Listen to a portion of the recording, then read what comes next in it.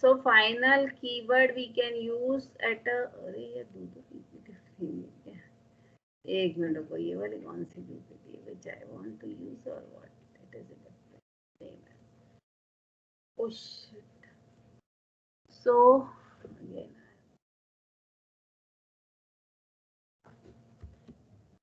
final keyword we can use at a three places: before the instance variable, before the class, and before the method. So if we use the final keyword before the class, it means this class cannot have a subclass. And before the variable, if we use, it means this value cannot be changed during the execution of a program. And final variable value must be initialized before the use. And if we write before the method final keyword, it means this method cannot be overwritten. Overwritten means this method cannot be overwritten in some subclasses, and overwritten methods are different than the overloaded method. In overloaded method, only we include name and signature, while in the overwritten we include the return type and access specifier also. So this is an example. Before the class, I can use the final keyword. If I write this class, like I have declared a class final class AB, and after that if I write class A extends ABC, then it will give an error compile time because final class cannot be extends. Then before the instance variable, I can write final. So either I initialize here or in the constructor. Two places I can initialize the final instance variable. Before the method, I can also write the final. So this is my class ABC. Here before the show method, I have written the final keyword. And in the subclass, I have also again written the void show. So it will not give, it will give an error because it is a final. Final means I cannot override in the subclass. So look at this example. Here I have declared a final variable A which has a 10 value initialized. B and C is a normal value and D is a my final variable. That is, then here I have a constructor, and in constructor I am initializing B, C and D. So this final, it means A we have initialized here, D I am initializing in the constructor. So whatever the value I will pass, that will be initialized to D. It means we will look at here. Then this is the show where I will show the final variable.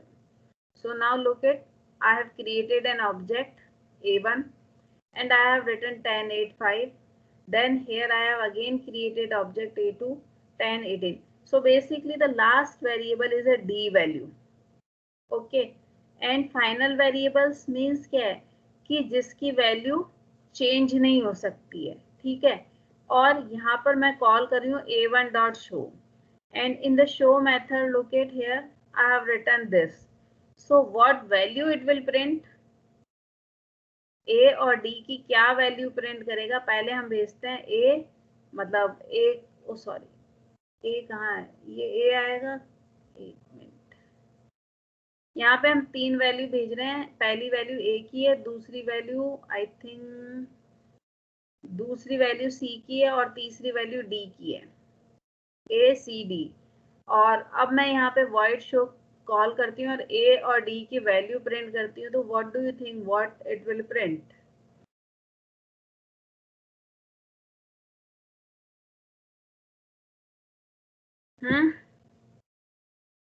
क्या print करेगा ये? It'll print this thing 10 and 15. A1.show, right? No, 10 and 5. It will print 10 and 15 only. So A is our constant. This value, A value, we are not changing. And this D value is a final value. It is not a static kind of thing, na? तो ऐसा नहीं है कि उसका एक ही instance create हुआ है, मतलब सब लोगों के पास अगर डी में कोई वैल्यू चेंज हुई है तो सबके पास सेम ही वैल्यू होगी. That is the thing. So that is why whatever be the last value I am passing, that will be initialized with this D. So it will print 15 instead of 5. Clear? Then what's the difference between static and final then? Huh? What's the difference between static instance variable and final instance Here variable? it is not visible, but if you write A2 or the final, you cannot change this value. While in the static, you can change the value. Which value, ma'am? I can't see. Here you cannot write A1 dot D equals to 13. Getting my point? I cannot write a1 dot d equal to 30. But in static you can write it. So. Yeah. Okay. Okay.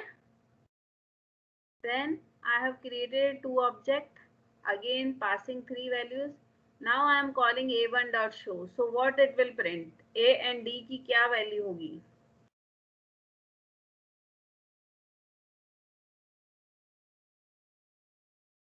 Same जैसे ऊपर आपने refer करा था, मैंने बताया वैसे ही refer करना है. तो A and D की क्या वैल्यू होगी? हम चेंज क्यों कर पा रहे हैं? क्योंकि कंस्ट्रक्टर में कर रहे हैं, अदरवाइज फाइनल की वैल्यू हम चेंज नहीं कर सकते हैं. 10,95. Yeah, 10,95. So these are the value 10, 15, 10 and 95. Okay, you can even check on compiler, you will get the same answer. Clear this? So static variable value we can change, final variable value we cannot change. Then look at this example. This is the instance variable final A. I have another class in which I have written name. I have created an object. Now I write final int A. Again here I am again declaring a new variable final int A. Okay. It is a local variable declared as a final. So now if I print A, what it will print?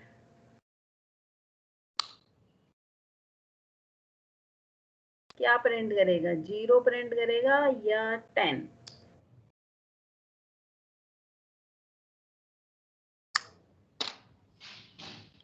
बताओ. 10 because 10. 10. Local variable give the higher precedency over the static variable.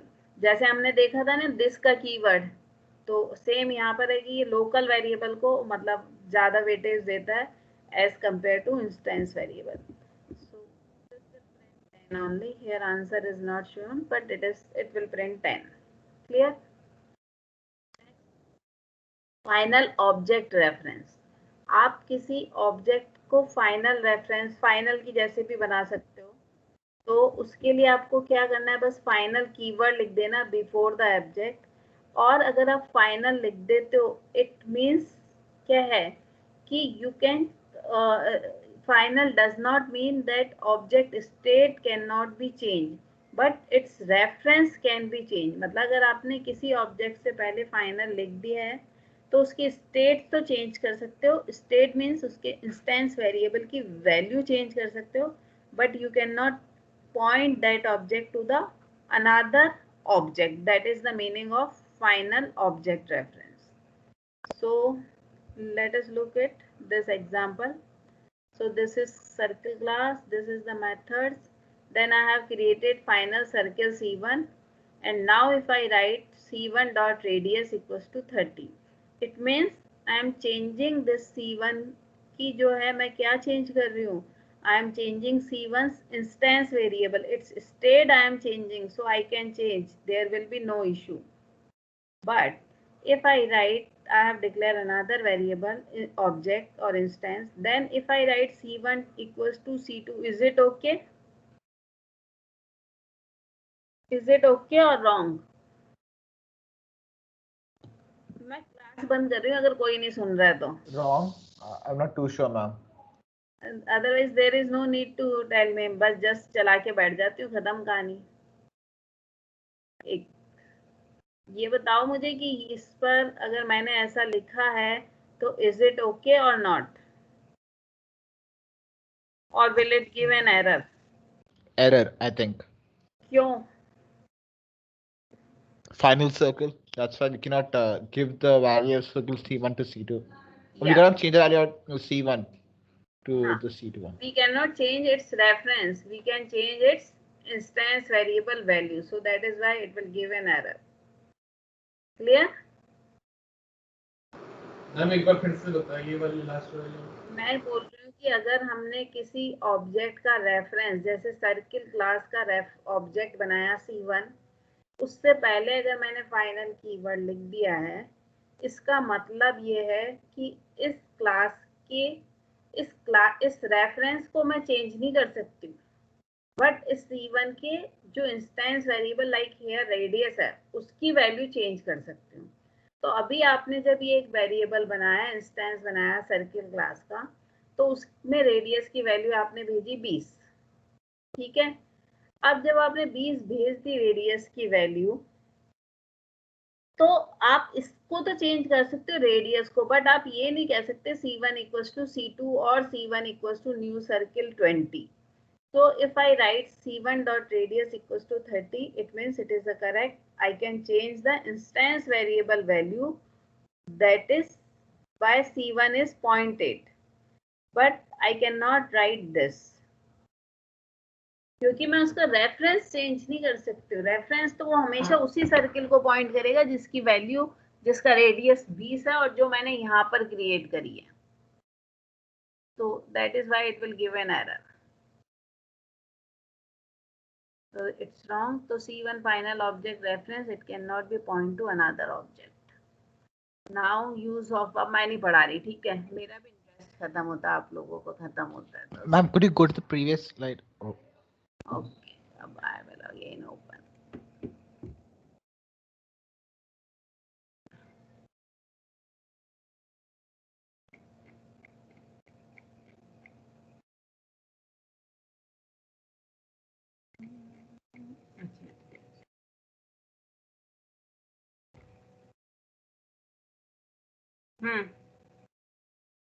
Yeah, could you just go to the previous slide, final object reference?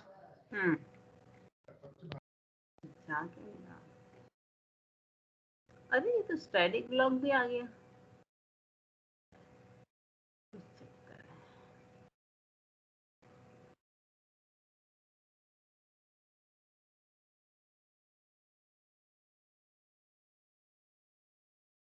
हाँ, Ma'am, could you just show the last point of this?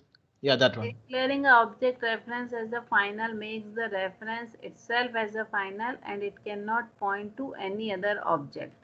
So like we had done, we have created a circle C1 object and it was, we have written final circle C1 equals to new. ये लिखा हमने। Yes, ma'am. और इसके बाद ये अब मैंने यहाँ पे लिखा C1 equals to C2. तो what I am doing, I am changing its reference to C2. Now I am saying C1 should point to C2. So that is the wrong. That is written. That is the point 3. Look at it. Right, ma'am. I think I understood. Okay.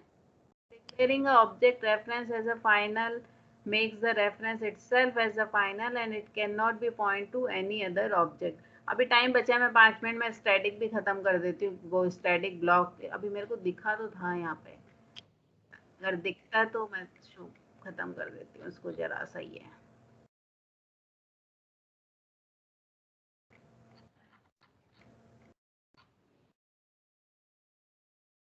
ये can not all common instance method can be access with class method class, ये तो कुछ और है।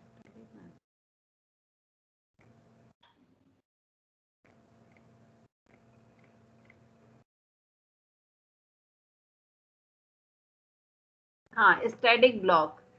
सो static block use to assign the static variable values. अगर हमें static variable की value initialise करनी हो तो हम स्टैटिक ब्लॉक यूज कर सकते हैं, और it is executed during the class loading into the memory. जो भी आप स्टैटिक ब्लॉक बनाओगे वो कब एग्जीक्यूट होगा? Before, you can say before the main execution. Main का जो एग्जीक्यूशन है उससे पहले।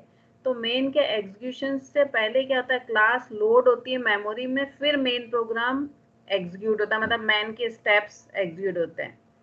So it execute in a sequential manner and only once. जो static block है वो क्लास लोड के थ्रू ही एग्जीक्यूट हो जाता है और ये एक ही बार एग्जीक्यूट होता है और इसका मैक्सिमम साइज जो है इससे ज़्यादा नहीं होना चाहिए 64 KB से. ठीक है, अब एक एग्जांपल देखते हैं ये वाला. ये देखो, तो यहाँ पे ये मेरी क्लास है, इसमें ये स्टैटिक इंस्टेंस वेरिएबल a है जिसको मैंने इनिशियलाइज करा है, b को मैंने इनिशियलाइज नहीं करा है, और ये मेरा एक स्टैटिक मेथड है. इसको तो अपन जब कॉल करेंगे तब कॉल होगा. ये मेरा एक स्टैटिक ब्लॉक है क्योंकि मैंने स्टैटिक लिखा और एक ब्लॉक चालू कर दिया और उसके बाद ये मैंने कुछ एग्जीक्यूटेबल स्टेटमेंट लिख दिया और स्टैटिक वेरिएबल को इनिशियलाइज कर दिया b को और a को यूज कर लिया. फिर मैंने एक मेन मेथड लिखा जो खाली है मेरा, और उसके बाद अगेन मैंने एक स्टैटिक ब्लॉक लिखा जिसमें मैंने ये मेथड कॉल कर लिया. मैथ का कोई मेथड नहीं, ये कौन सा है मैथ मेथड, ये वाला कॉल कर लिया और ये मेरा प्रिंट करेगा XYZ. ठीक है, तो बेसिकली यहाँ पर मैंने 2 स्टैटिक ब्लॉक बनाए हैं और स्टैटिक ब्लॉक पे कंस्ट्रेंट क्या है कि it is used to initialize the static variable value and it is executed once during the class loading. जब क्लास लोड हो रही है उस समय ही एग्जीक्यूट हो जाएगी. It means before the main method की ये एग्जीक्यूट हो जाएगा. ठीक है, तो अब ये मेरा कैसे चलेगा मेरा प्रोग्राम. पहले क्या होगा, यहाँ पर आएगा static int a equals to 3 हो गया, b की वैल्यू जो 0 हो गई बाय डिफॉल्ट यहाँ पर आया, ये एग्जीक्यूट नहीं होगा, फिर यहाँ पे आएगा, मतलब सीक्वेंशियली एग्जीक्यूट होगा. तो ये प्रिंट करेगा स्टैटिक ब्लॉक इनिशियलाइजेशन, फिर a की वैल्यू 3 यूज करेगा और b मल्टीप्लाई करके b को 12 इनिशियलाइज कर देगा. फिर ये वाला एग्जीक्यूट नहीं होगा, फिर ये वाला एग्जीक्यूट होगा, फिर प्रिंट करेगा सेकेंड स्टैटिक ब्लॉक और इस मेथड को बाय पासिंग 10 ये कॉल कर लेगा. तो अभी स्टैटिक ब्लॉक ही एग्जीक्यूट हो रहा है मेरा, मेन एग्जीक्यूट नहीं हुआ है. फिर मैं यहाँ पर आऊँगी, ये प्रिंट करेगा, यहाँ पर आऊँगी, प्रिंट करेगा 10, फिर प्रिंट करेगा 3, फिर प्रिंट करेगा 12. So that will be the output. यहाँ पर मैंने शो नहीं करा है तो you can do it, but I have earlier checked, so it will print like this. So static block basically ये है कि बिफोर द मैन एग्जीक्यूशन के स्टार्ट हो जाता है और ये स्टैटिक इंस्टेंस वेरिएबल को इनिशियलाइज करने के काम आता है. मैं यहाँ पर लिखूंगी तो I will not initialise in the static block. Okay, ma'am, I understood it, ma'am, but my doubt is that what's its use? Like, how do we use it in real life? Real life example I also don't remember, but yeah. हम जैसे इसमें main में तो कोई statement है नहीं तो execute नहीं हुआ. अगर हम मेन में कोई स्टेटमेंट्स होते हैं, कमांड होते हैं, तो वो एग्जीक्यूट होते हैं कि पहले स्टैटिक करता है? पहले स्टैटिक होता है. एक बार इस कोड को मैं नेटबीन्स पे लिखती हूँ और आप देखना, और आपको फिर जो भी वेरिएशंस कराने हो वो भी कराना. ठीक है,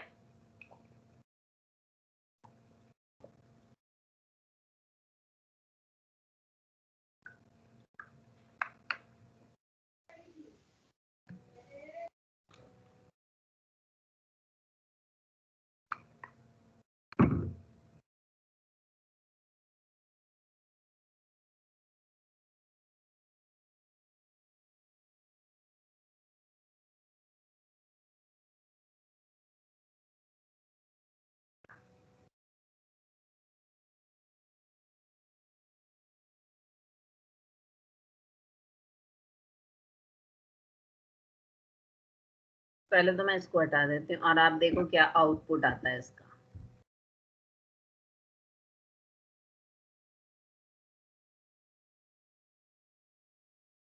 देखो, पहले ये सीक्वेंशियली एग्जीक्यूट हुआ तो ये स्टैटिक ब्लॉक इनिशियलाइजेशन प्रिंट हुआ, b की वैल्यू इनिशियलाइज हो गई 12, फिर ये मेन एग्जीक्यूट नहीं होगा, फिर ये हुआ सेकेंड स्टैटिक ब्लॉक, फिर ये मेथड कॉल हुआ और इसने इनकी वैल्यू प्रिंट कर दी.